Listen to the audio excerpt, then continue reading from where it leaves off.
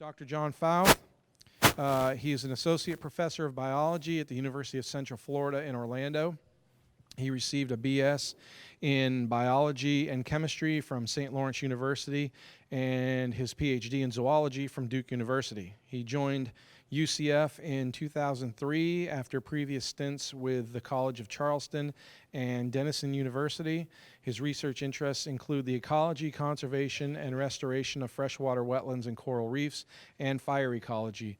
Dr. Fauth has conducted more than 500 research dives and is certified as a wildland firefighter.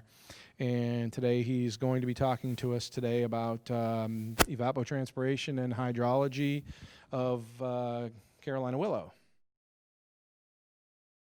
Now, I want to point out that the work I'll be talking about today is done in collaboration, again, with Pedro Quintana Asensio and also Ross Hinkle at UCF, and Dingbao Wang, who's in UCF's Department of Civil, Environmental, and Construction Engineering. So you'll see one equation in this talk, and Dingbao is responsible for that. The other thing I'd like to say before I start out is that I've worked in national parks, national forests, state parks, state forests, all sorts of different lands around the country. And there's a few groups that have really stood out in my mind as really great collaborators. And one of them is the Water Management District. And I'm not saying that just because they're here and they funded this project, but they really do practice adaptive management. They're great collaborators, they work hard, they're smart, they give us a lot of feedback. And just to give you an example, the paper that we wrote about the island experiment, that went through 24 revisions where they commented on it, and especially Kim Ponzio, I said I was going to give a shout out to Kim, was really intent on making that paper the best it could possibly be, and that sort of intensity is really, really great. A couple of the other groups that are like that are the Florida DEP's Coral Reef Conservation Program, and I'd also say the Florida Keys National Marine Sanctuary is like that. So we've got some groups in Florida who are really doing great work, and they're governmental agencies. So this adaptive management cycle is something that you see in a lot of textbooks. Everybody talks about doing it, but not many people actually do it, or not many groups. But we'll see as I present my talk that we've gone through this step.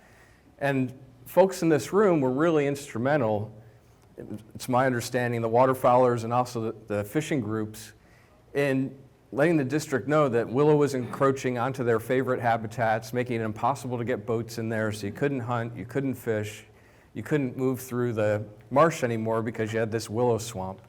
And so, let's see if I can get the pointer right here. So assessing that problem and making the observations is really the first step. And then we go through the additional steps of designing a project to investigate what's going on, implementing it, monitoring it, evaluating it, and then getting an adjusting the management. So to start off with, because you may not be familiar with it, and I've learned a lot about evapotranspiration in the last couple of years, what is it? Well, in the hydrologic or the water cycle, it's the way, these things are really close together. It's the way that water comes off of surfaces, different sources, and gets up into the atmosphere. So there's evaporation from surfaces such as lakes, the river itself, out of the soil. But then there's also transpiration, which is coming from the plants themselves. And that's sending the water up into the atmosphere, and then it gets transported in. In Florida, we don't have to worry about snowmelt runoff, but we get quite a bit of precipitation that more than makes up for it. So why do plants transpire? Well, the reason that plants transpire is that in the leaves and the photosynthetic tissues in the cells, they need water in order to undergo photosynthesis. That's how they make their food. So carbon dioxide plus water gives you the carbohydrates and the oxygen. So water comes in and enters the root hairs by osmosis, but what brings it up the stem is a loss of water from the leaves. So there's basically just a continuous train of water moving up from the roots out through the leaves. That's driving photosynthesis, it's driving the transport, but the other important thing it does, especially here in Florida, is it cools down the plants. All right, those plants are out there just baking in the sun. They would really overheat if they weren't able to sweat. So transpiration is just plant sweat. They're using a lot of water. Now, one of the interesting things is that if you look at the global pattern of evapotranspiration, what you see is that where there's the most transpiration, evapotranspiration, the dark blues and the blacks, tends to be in tropical areas, and it tends to be in areas with high water availability, jungles, things like that. In North America, where we've got that sort of condition, is in Florida and along the very extreme coastal areas of the Gulf, over towards Texas, Houston way. So the areas that you think of as being really hot and humid and sticky in the summertime, that's where you have the highest evapotranspiration. So why should we care about it? This is part of the assessment part. Well, Carolina willow has the highest evapotranspiration rate of any plant ever measured anywhere. And plant physiologists measure a lot of plants, especially crop plants, because they need to know how much water will those plants require. The willow roots run really deep, so they can pull water from soils. And if you know about weeping willows and ornamental willows, they're often planted near ponds and lakes and things like that, where they'll have access to water. Or if you've got a septic tank, so they'll shoot their roots over to either the septic tank itself or the leach field. So in this upper St. Johns River basin, where you've got an herbaceous marsh replaced by Carolina willow, those willows could be robbing the basin of valuable water. And I don't know if you've seen the recent study that was done by the University of North Florida, where they attempted to put an economic value on the St. Johns River. But the economic value, it's hard to sum up all the parts, but the value of that river to the state is in the range of $1 trillion a year. Not million with an M, not billion with a B, trillions with a T. And so it's a really valuable resource.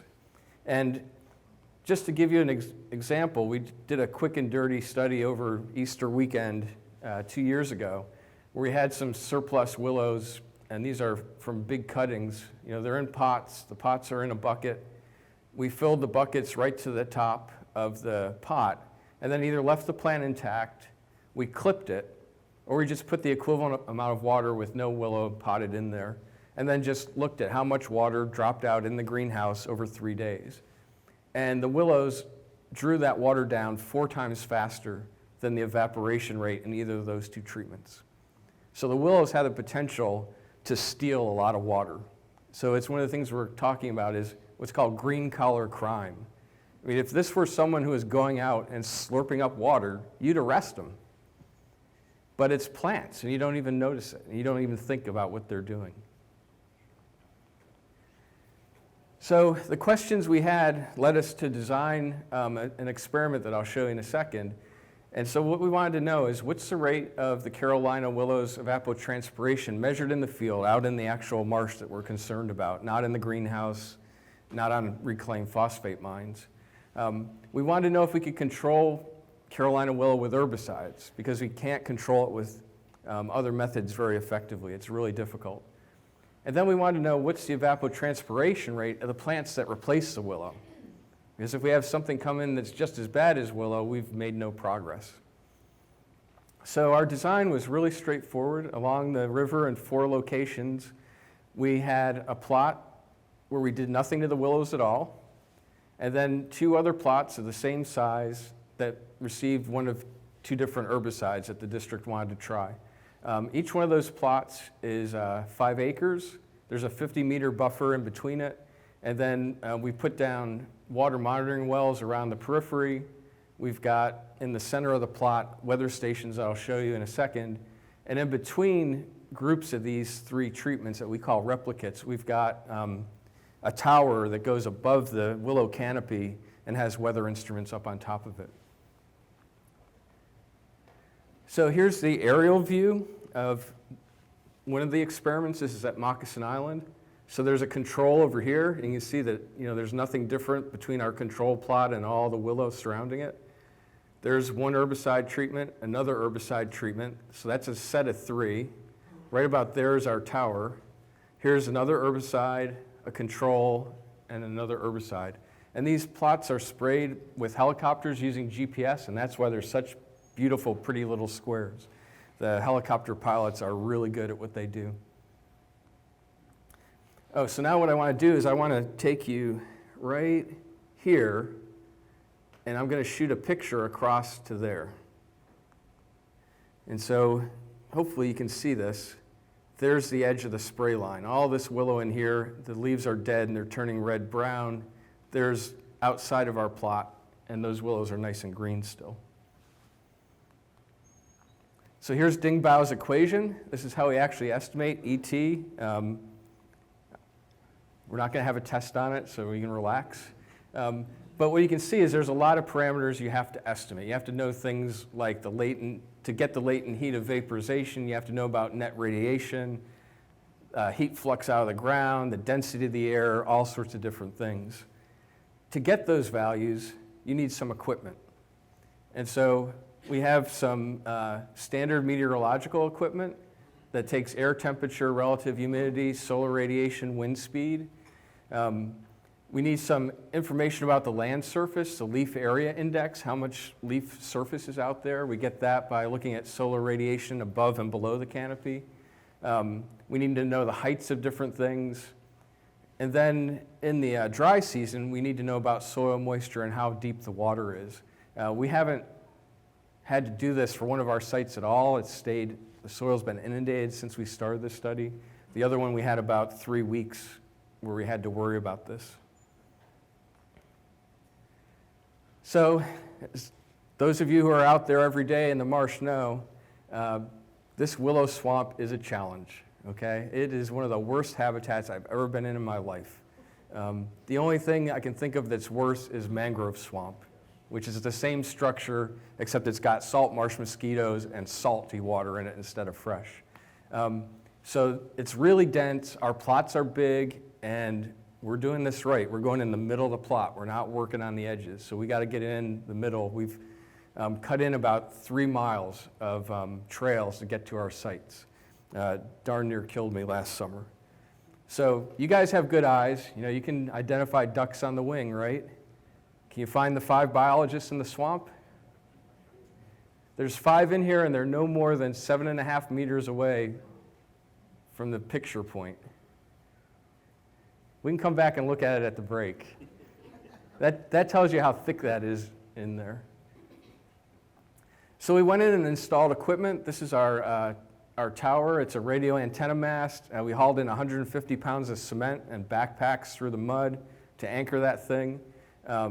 It's guyed actually onto the willows itself. This is our big one. It's 7.5 meters up above the canopy.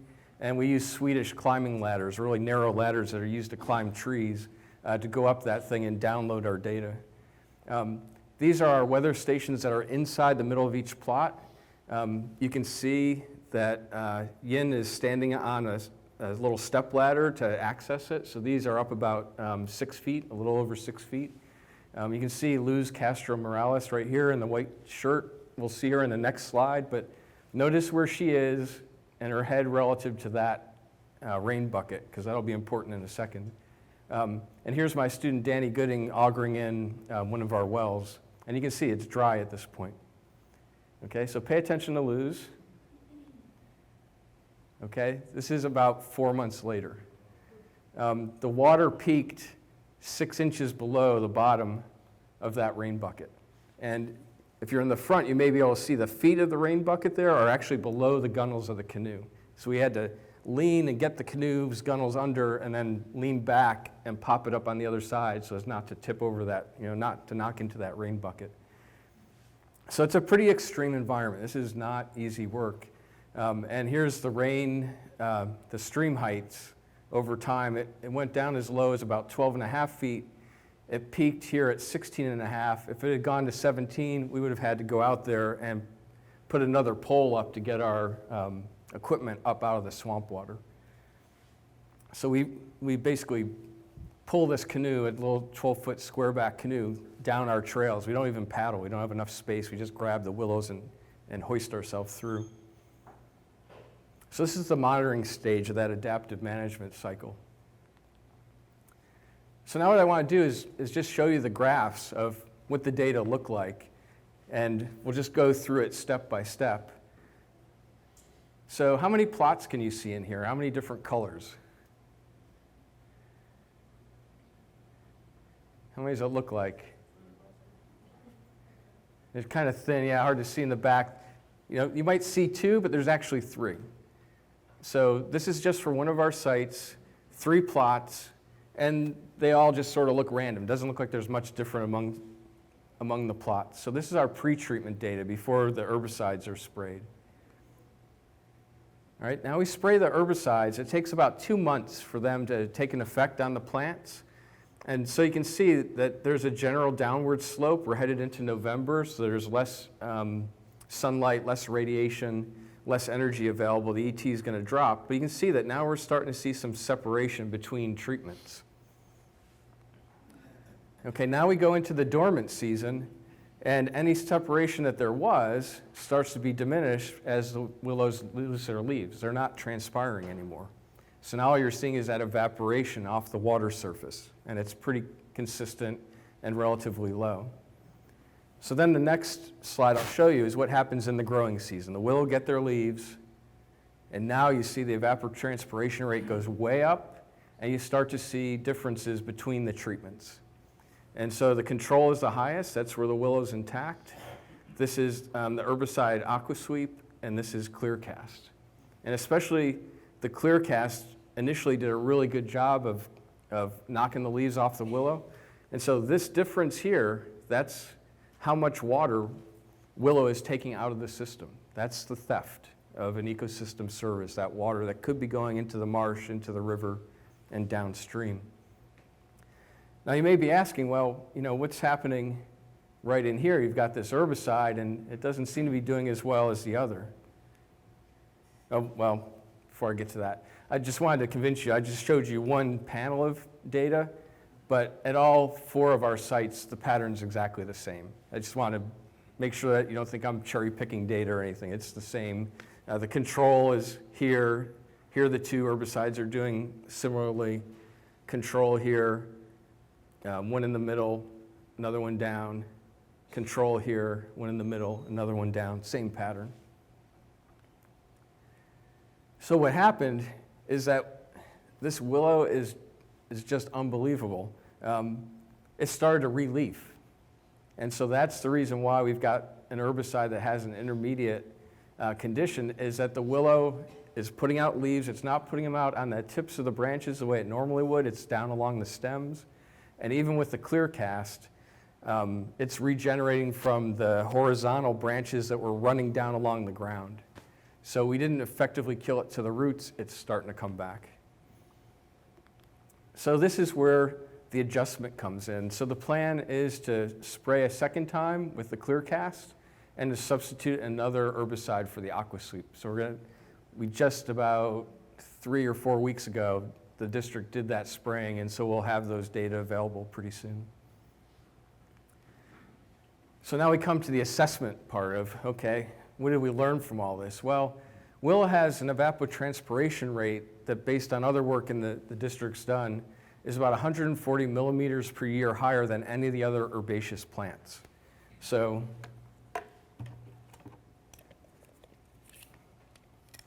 okay, that's about that much.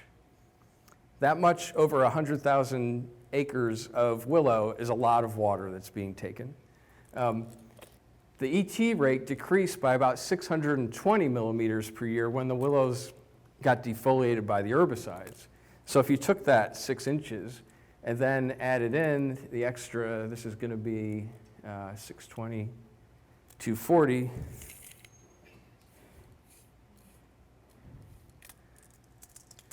Get to stand up, that much water.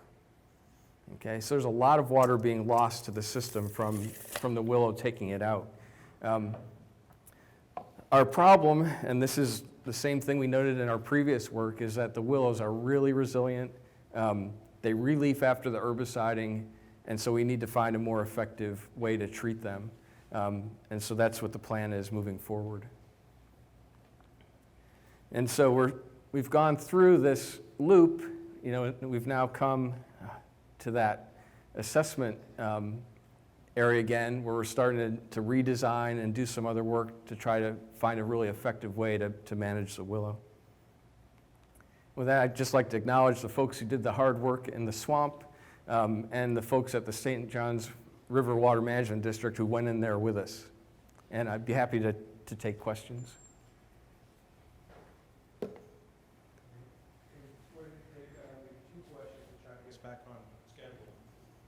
water is only lost to the system if the precipitation doesn't fall in the system.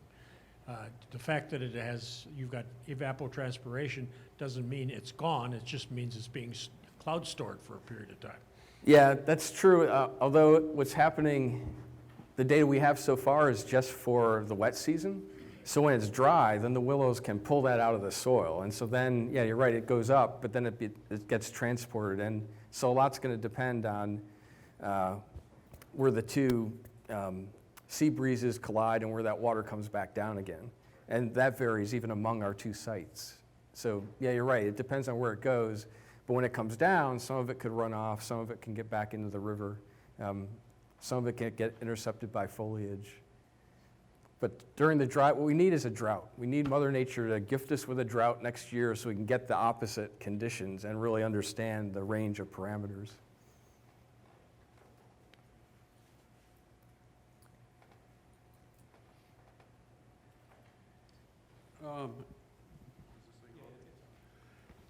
You talked about replacement plants, and you never said anything about that.